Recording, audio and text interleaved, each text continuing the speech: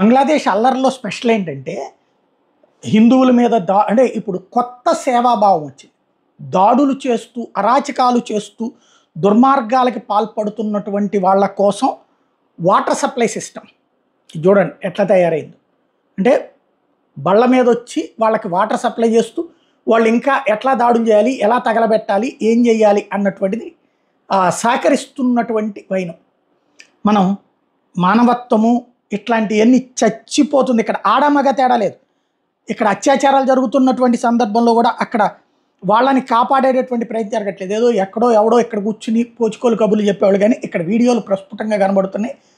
అక్కడ జరుగుతున్న మారణకాండని కూడా ఇక్కడ కళ్ళకు కనబడనీయకుండా చేసేటటువంటి, స్వతంత్రానికి ముందు జరిగినటువంటి అరాచకాలు మన కళ్ళకి ఎలా కనబడనీయకుండా చేస్తున్నారు, చరిత్ర పుస్తకాల్లో రాసుకొచ్చారు. ఇప్పుడు సోషల్ మీడియా సాక్షిగా దాన్ని డైవర్ట్ చేసేటటువంటి యాక్టివిటీ సీరియస్గా జరుగుతోంది.